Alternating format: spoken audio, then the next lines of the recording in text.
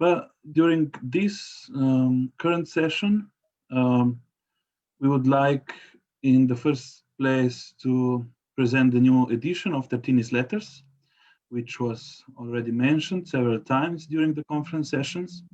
I'm really glad to welcome all my co-speakers, who are, of course, in one way or another connected to this monumental edition.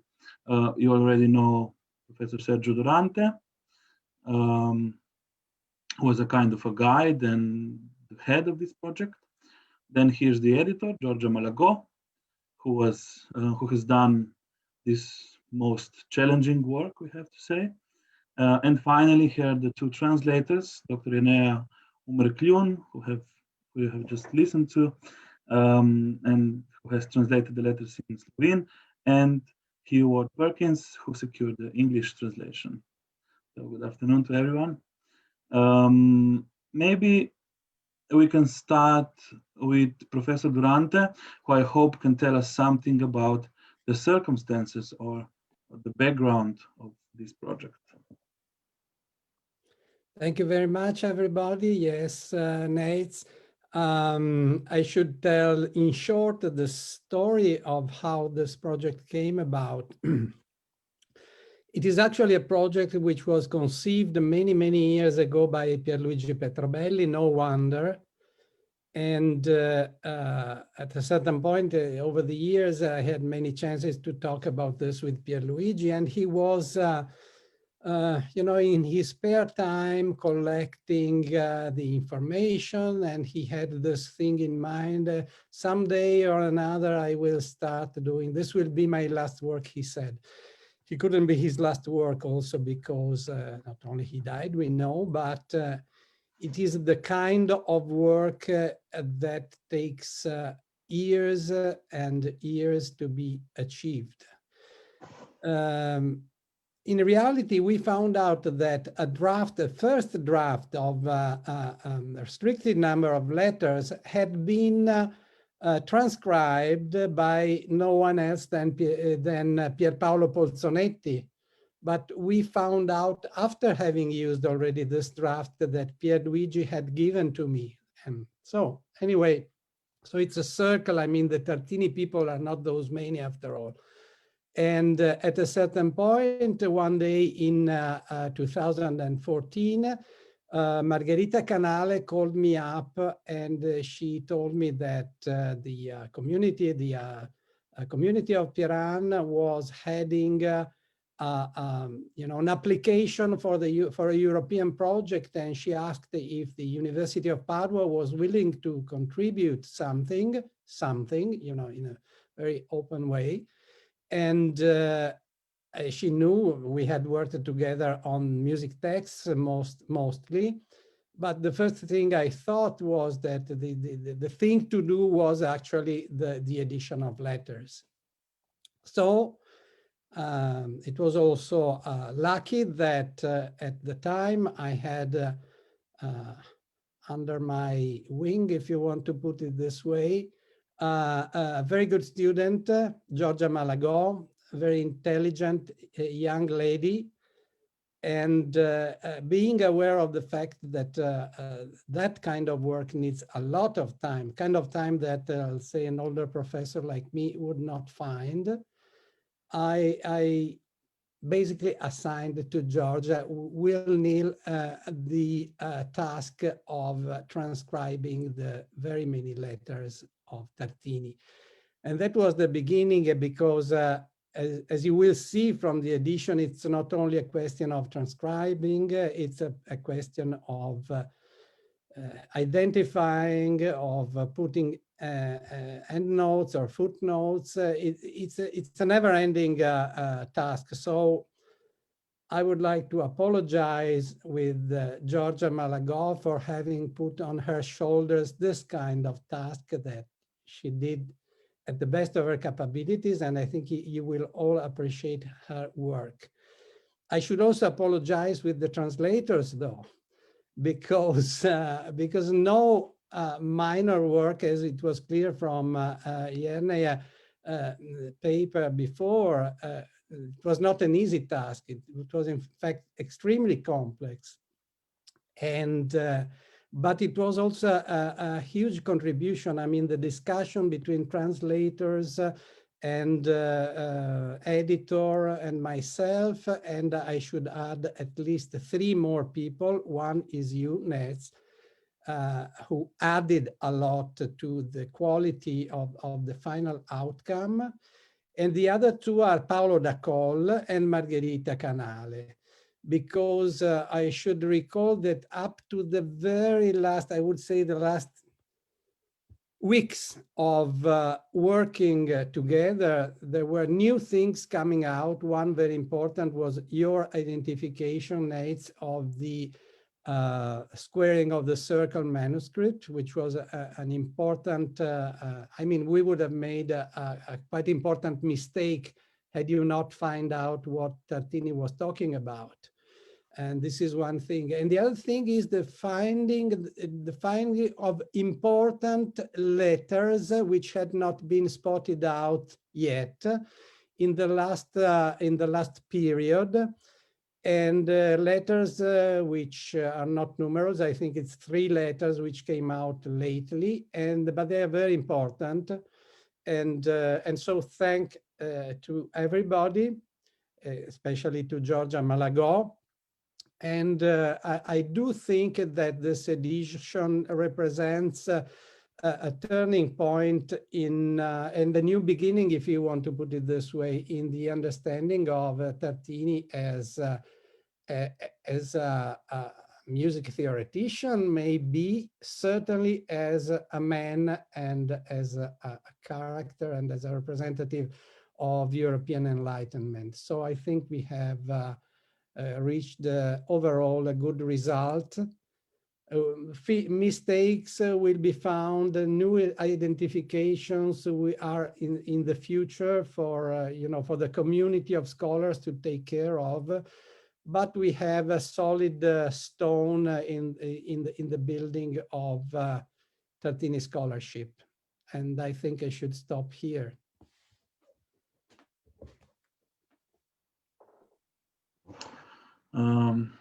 Thank you. Okay, so it all came down now to the preparation of this edition. Giorgia MALAGÒ, could you please give us a short presentation of the edition? Yeah, of course. Hi, everybody. Good afternoon. Thank you, Nick. I'm really happy to have this opportunity to introduce you all to this edition of Giuseppe Tartini's letter. And while I do this, I want to share my screen so we can look at the online publication together. So,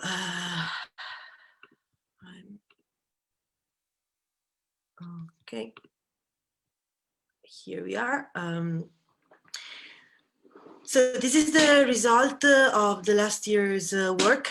The publication of this material was the purpose of it all, and was possible, as Professor Durante already said, thanks to the founding of this interregional project Tartini. I'm truly happy with the way it has been published, and as you can see, everything is online, fully accessible. The letters and the introductory chapters are translated both in Slovene and English, and I think it's a great result, and I'm happy that you can access the 2 volumes through the project website discovertartini.eu, and that the 2 PDF documents are you can download it fully, as you can see, and you can even search inside the document. You can, by word. I think it's a really useful tool, and the reason why I am emphasizing these features is because I think this book essentially is needs to be a tool for scholars and musicians. So I mean, the reading of these letters is in itself interesting, at times even amusing, but it is mainly a tool. This volumes are contains 183 letters and 6 other documents. And there are then other 50 letters that are included only in the chronological order of the general index of letters, which you can find at the end of the first volume.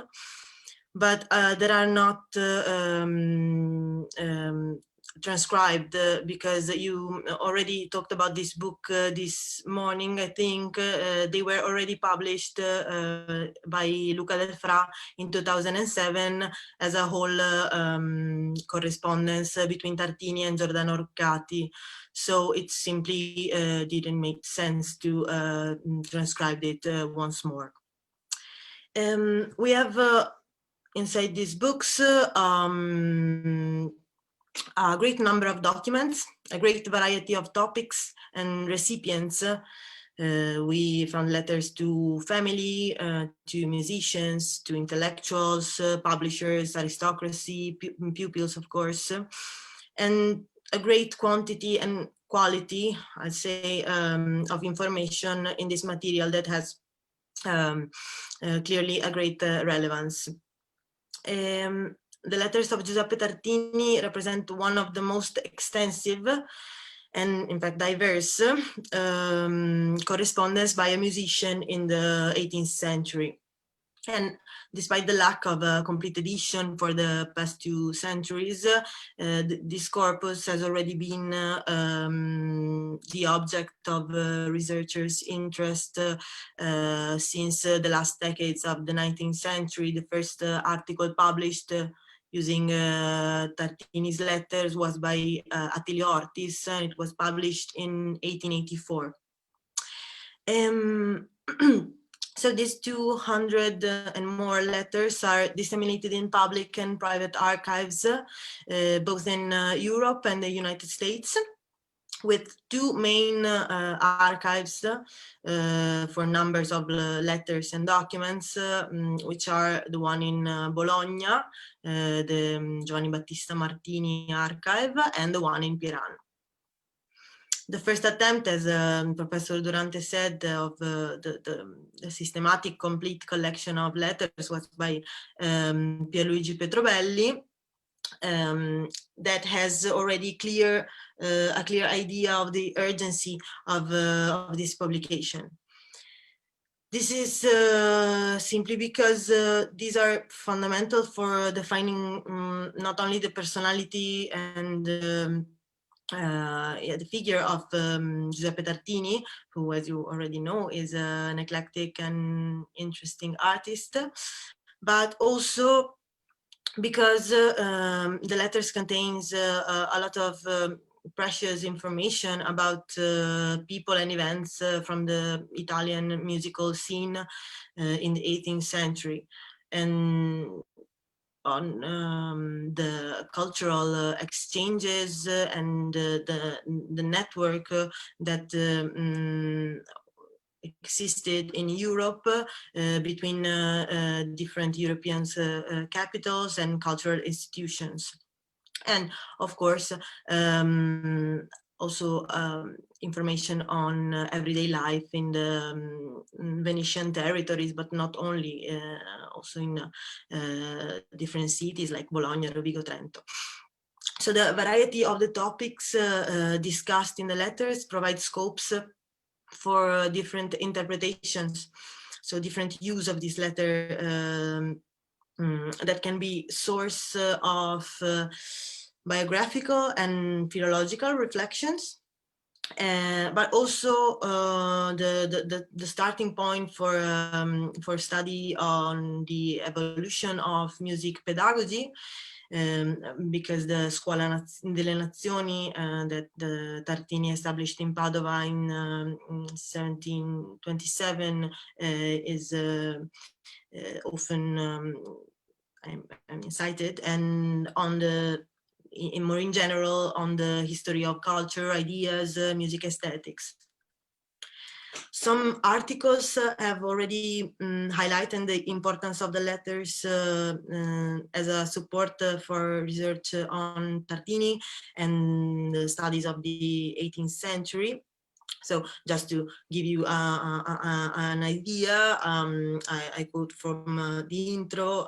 In 1962, Rubel used the Swedish group of letters to outline a history of music at the court of Waldeck in Arolsen, or Petrobelli himself made use of a letter to Giovanni Battista Martini in a study on theater history and performance practice in the mid-18th century. And with regard to Tartini studies themselves, then I want to mention Petrobelli's volume of 1968, which focus on biographical sources and which draws on the letters extensively.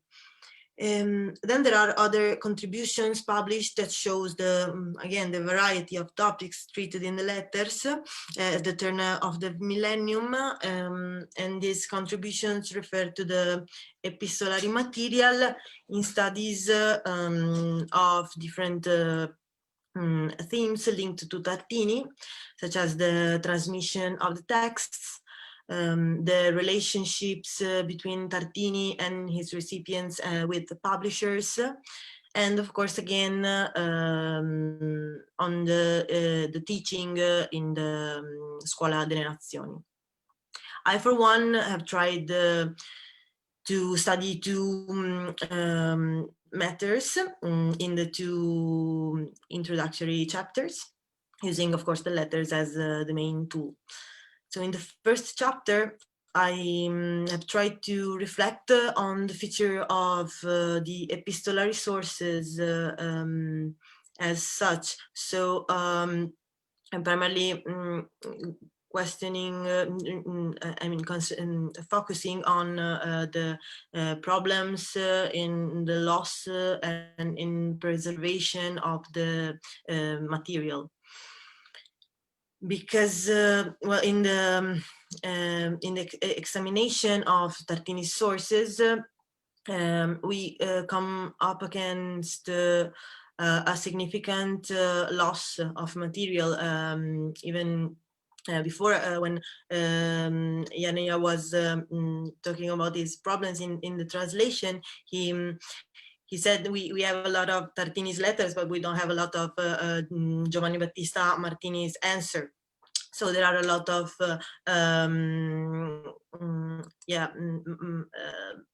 losses in these materials. And well, the difficulties, this kind of difficulties depend on the fact that the epistolary genre was already at that time considered not only as a way of communication, but also as a literary product, and so it was transmitted as such.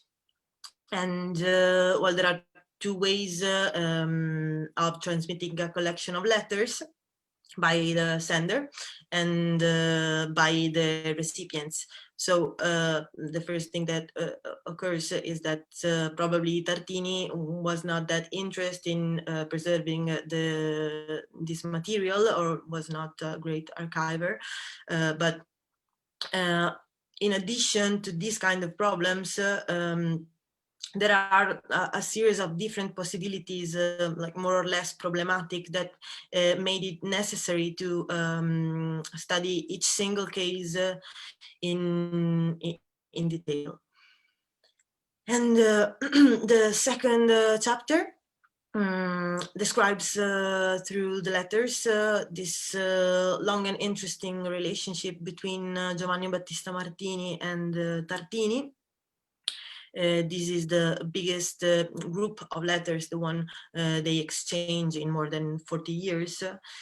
And the first interesting thing is that we have no certain evidence of an encounter, like a physical encounter between Martini and Tartini. So the relationship is essentially documented by the letters. And hypotheses, of course, have been advanced on the circumstances that that laid the basis of a friendship that lasted, as I said, over 40 years.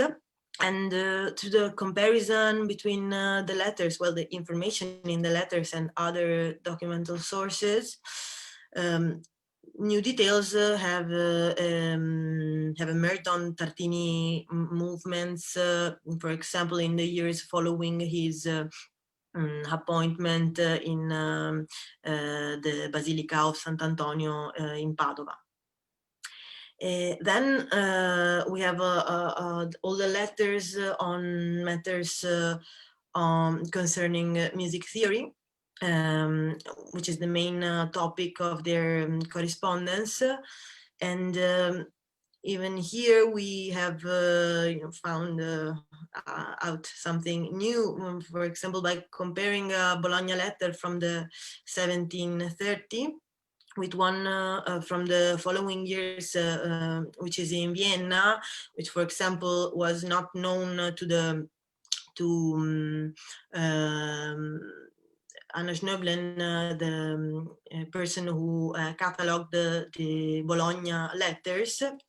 So this comparison has made possible to backdate the beginning of the formulation of Tartini theoretical ideas to the early Paduan years, so shortly after he came back from Prague, and not after, as it was said before. So apart from the letters on theoretical matters, many other subjects feature in this correspondence. Tartini and Martini discuss their respective compositions. They are both composers, and they are both teach music. They discuss the relationship with publishers, pupils, and they exchange favors and knowledge. So after these two chapters, of course, the main body of the work follows, with a collection of letters which are organized in chronological order.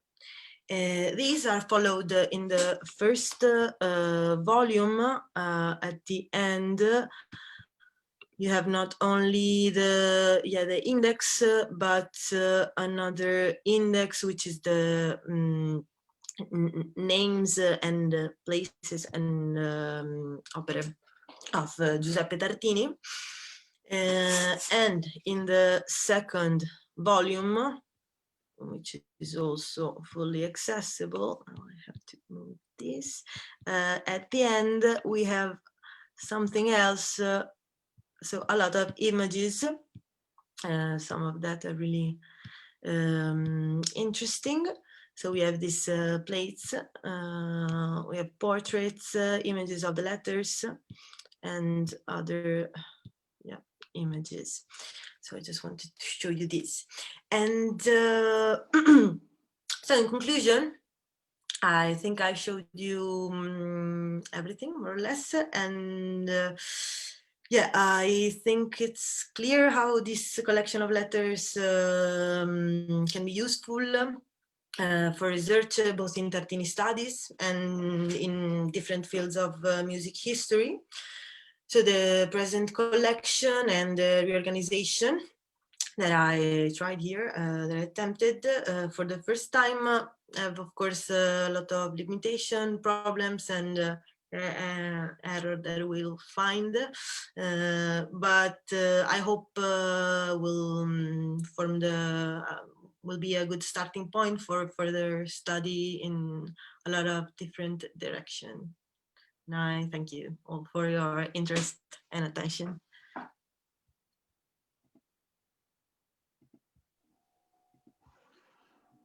Okay, thank you very much. Can you please just stop sharing the screen so Of course.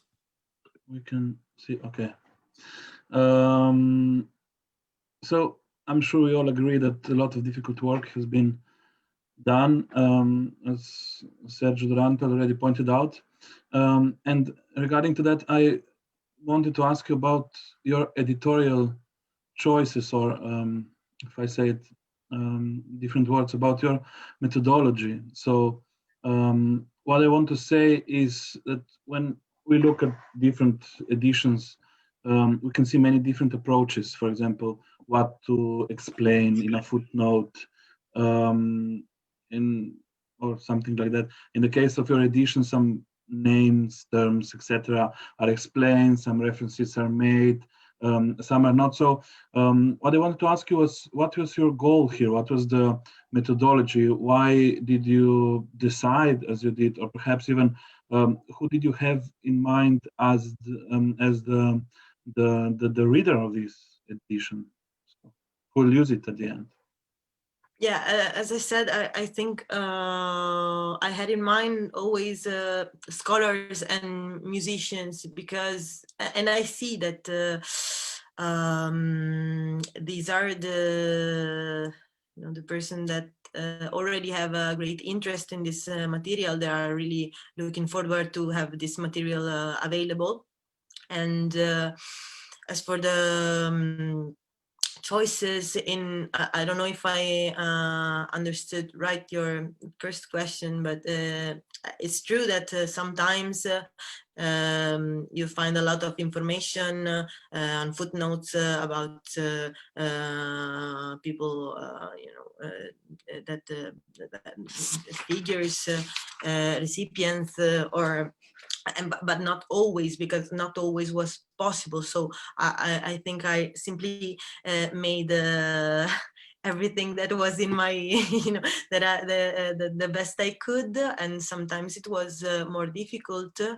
I think maybe sometimes you can see that there are different groups of letters that are in normally in different archives that have different situation going on. So sometimes it's easier to connect the dot and to find other information, because other publications about this kind of figures, historical figures, have already been published, and sometimes not.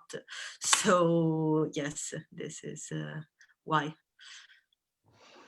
Thank you. It's, of course, it's sometimes difficult to identify all the people, to explain all the terms. Yes. So if we now turn to translations, I would like to ask the English translator, Hugh WARD-PERKINS, if you can tell us something about the challenges or possible difficulties you may have had when preparing this translation. Okay, fine. Hello, everybody.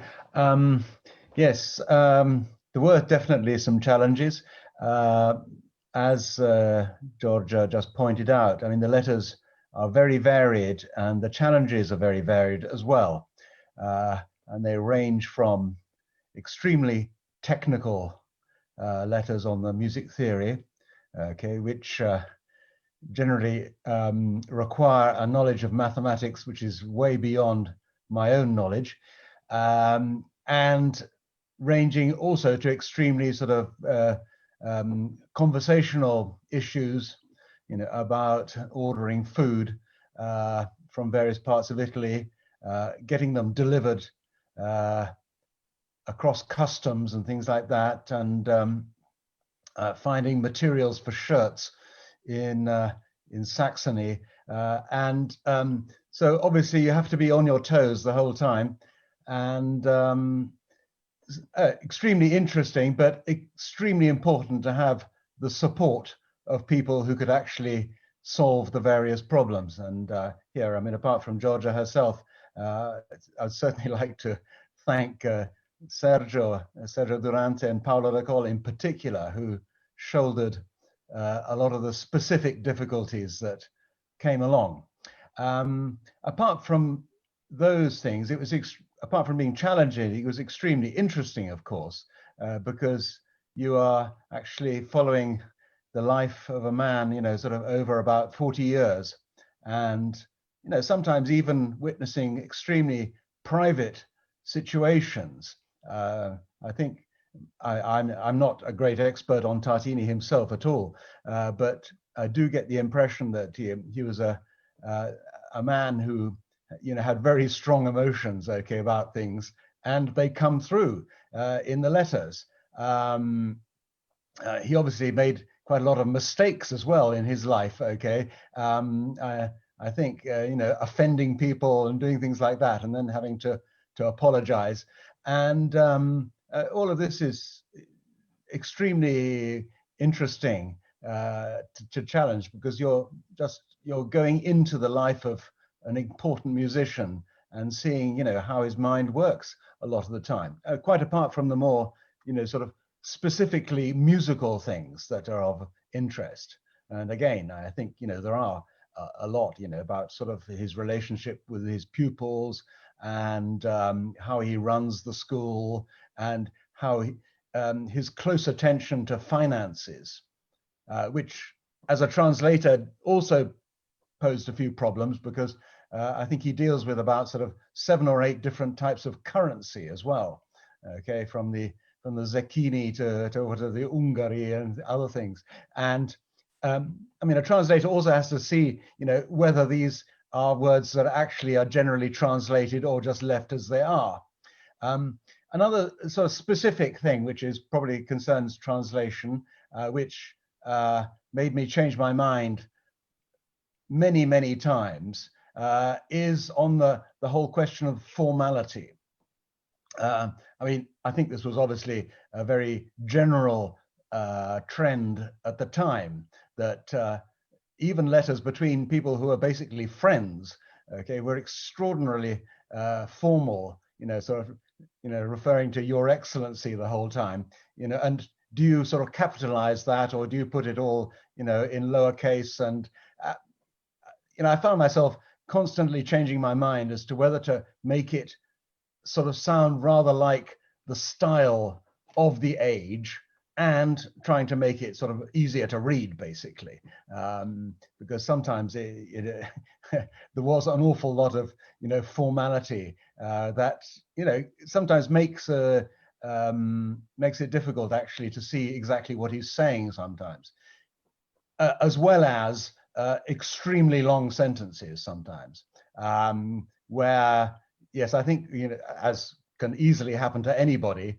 I think, you know, when you have a very long sentence, you sometimes lose the syntax, okay? So what do? Do you restore it? Well, I found myself putting in a lot more punctuation than, so many more full stops than there are in the original letters, because otherwise I think people would have a great difficulty in actually following those things.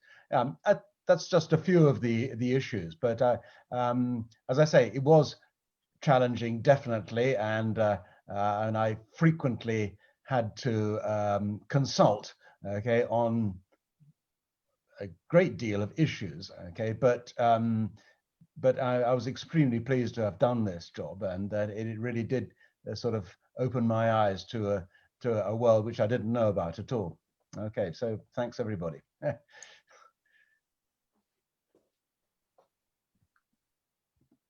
Yeah, thank you very much for this insight into your work.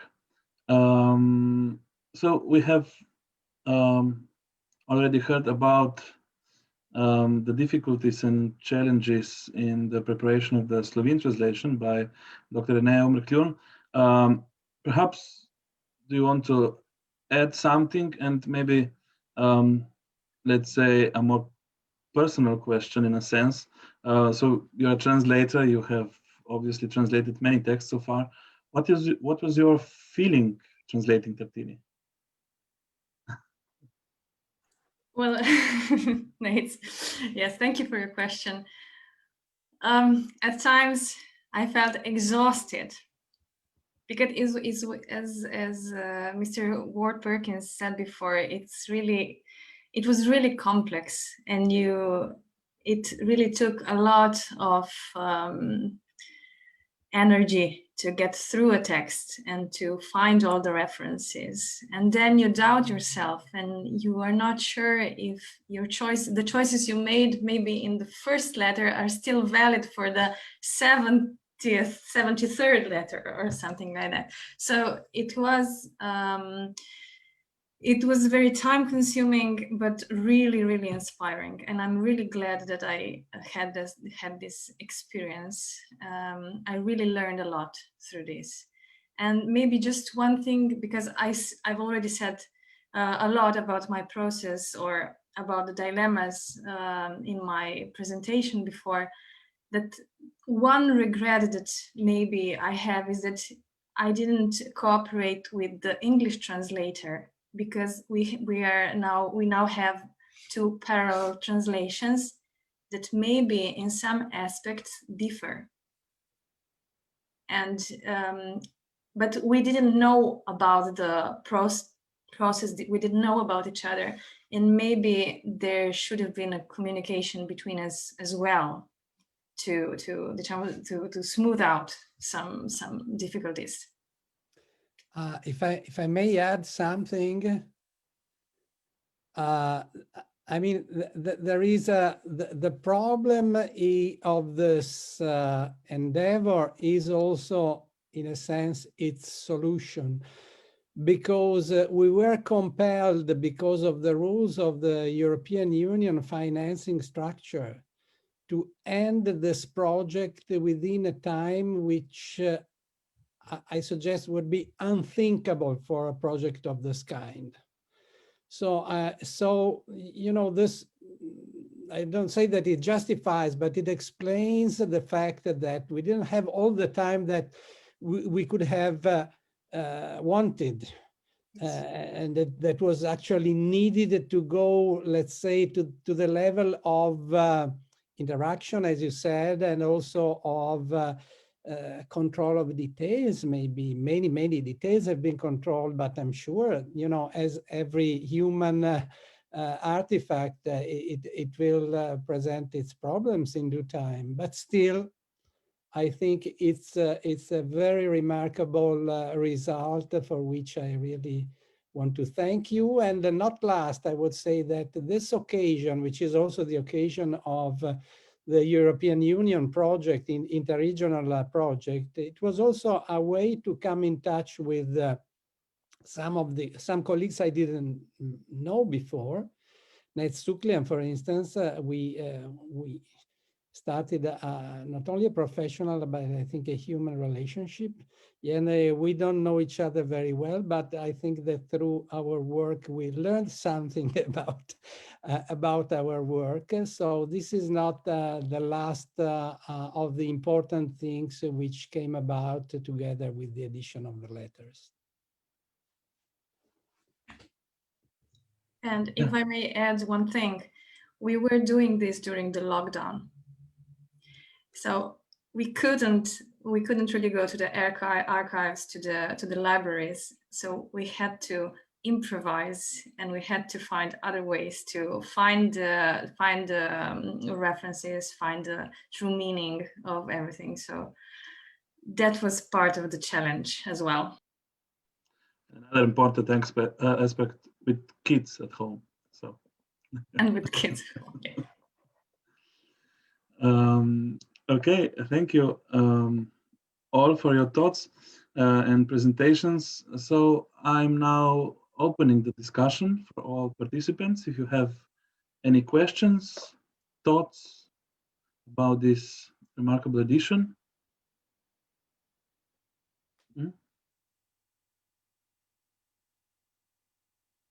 Well, I have another question, but I don't know who can answer it, perhaps Sergio or Giorgia.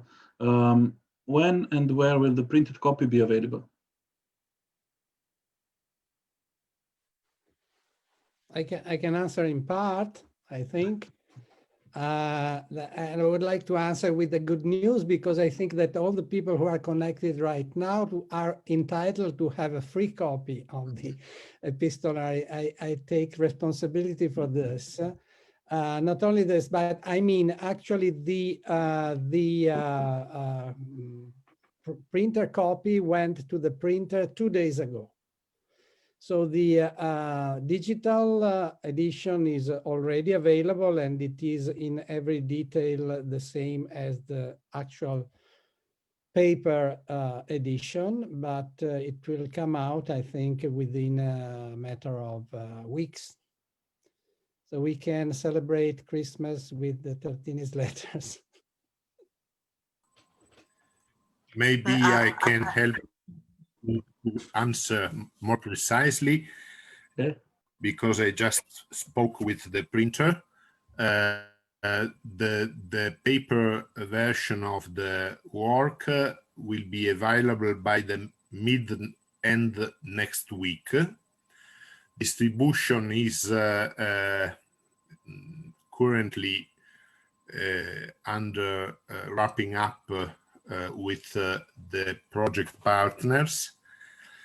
What I foresee is delivery by the printing factory directly to the partners.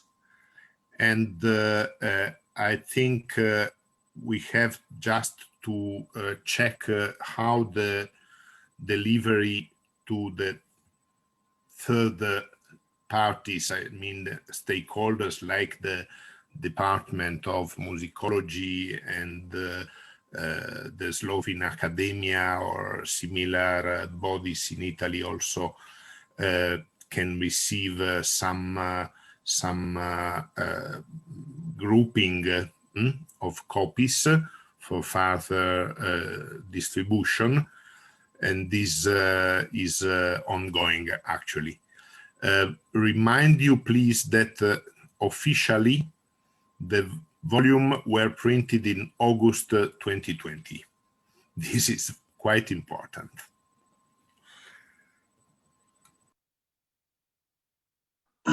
Thank you very much. Okay, and obviously since we're going to be probably home for Christmas this year, Sergio's advice is a good advice, so no Christmas without Tartini this year. I think Pierpaolo Pozzonetti wanted to ask another question. I just want to say that when I started doing this with Petrobel, just a memory. I mean, I was in my 20s when I remember sitting with Pierluigi Petrobelli, reading to me these letters and teaching me word by word how to transcribe it. And I found it daunting. It's a very difficult work. So I am very happy that this has been done so well. And I would like to ask Giorgia if you had moments of despair when you read these letters and you can't quite understand what these scribbles mean or how to solve problems that seem very difficult to solve. Yeah, of course. I think the first year or the first 2 years were the most difficult. So because I had to understand it the way he wrote, not only, I mean, like, how do you say? It's not easy. You saw the photos of the letters. It's not always easy to understand the calligraphy. I don't know if it's the right word, but yeah. And then you have to understand the sense of the things he's writing. And so, yes, I had some moments of despair. Then also some moments of nausea, I have to say, if I have to be honest, because after years and years of working on the same materials, but yeah, after all, it was a lot of fun. Brava. Okay, any other questions, comments?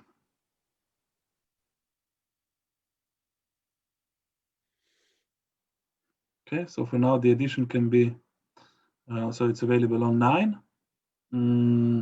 But so since I think this is probably the last event for Tartini celebrations this year, or perhaps is there something else planned?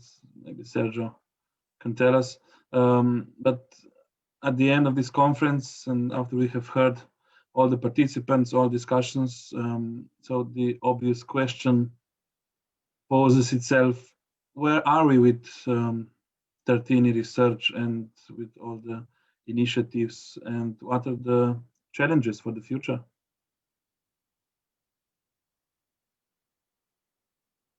Maybe Sergio? Or...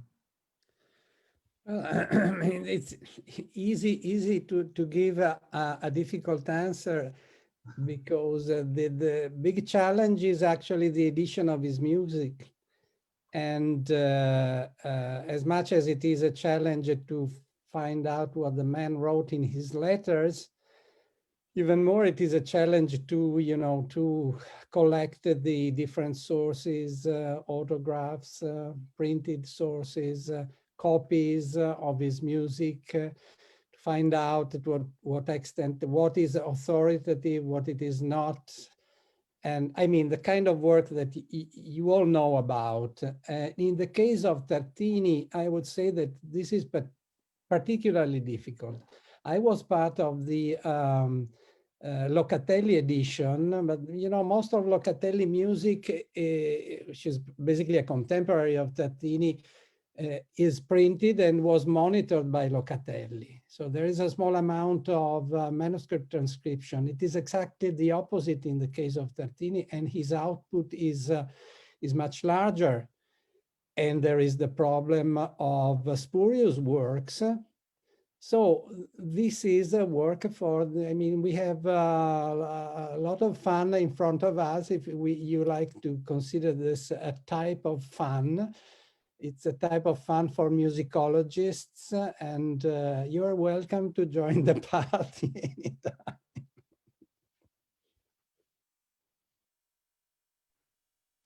Of course.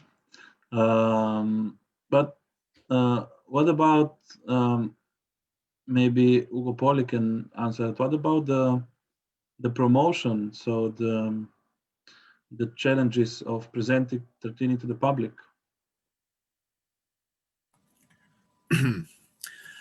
Actually, the situation is this way. The partnership signed an association agreement pledging to the establishment of a light but formal and legally existing entity open to additional partners in order to maintain the commitment to the promotion of Tartini's musical and scientific heritage, and also to prompt the business community to make the most of the branding of Tartini along the path Piran-Padua. Together with this agreement, it was agreed a document, guidelines for decision makers at the institutional level, both in Slovenia and in Italy, where a number of actions are foreseen. These two documents actually were not delivered because of the pandemic, and but I think that it is time to start circulation and also to issue the two papers in the Discover Tartini website, since they can be useful also for further consideration and initiatives of the Tartini world stakeholders. In particular, thanks to the fulfillment of the due outputs issued in the website, and the epistolary was really conditional in this meaning, now is fully possible to boost on promotion at international level through social networks mostly, in order to create Tartini's lovers communities around the world, as they are since the very beginning of the project, when we recorded accesses to the website from over 40 different countries. This was already 2 years ago. That means that it is really a subject deserving commitment, also to overcome the neglection or misunderstanding of the added value brought by Tartini both to Slovenia and Italy, as the countries of placement, we can say, of the life and the works of our hero. About this, I would also like to say that beyond of the fascinating quality of the knowledge and science of you as the scholars working on the Tartini's work, there is certainly a popular dimension of Tartini's music and also personality that deserve to be delivered to many people of different generation as a leverage to bring them to his main artistic production, musical works and beyond. To do this, actually, there is an encouraging history of Tartini's popularity that is both in a recent past, 100 years ago or less, but also current, since we have Tartini's cocktail in recent TV series. We have Tartini's Trillo as a component of popular drawn stories, literature, and all these anecdotes about Tartini's popularity deserve to feed the actual diffusion, evidence, and familiarity with Giuseppe Tartini's heritage. Yeah, thank you. Okay, any other thoughts, ideas, final remarks? Nate, if I may. Yeah. I don't know if Professor Marco Raspet was with us, before, and I would just like to thank you sincerely for all the time you spent with Nate discussing Tartini's mathematical approach to music. Without the work you both have done, I don't think I would be able to, that we'd be able to find, because I'm really not well versed in math. So thank you so much.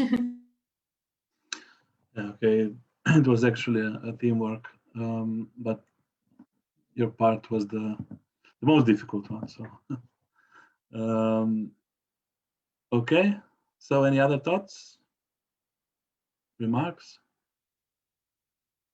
Okay, if not, so let us conclude this conference. I really would like to thank you all for your splendid contributions. We will get in touch about publishing. We're still making some arrangements, but I will, as usual, write you an email. So thank you very much for participating, for following us, and I hope we can see each other at similar occasions in person in the future as soon as possible. Yeah. So goodbye.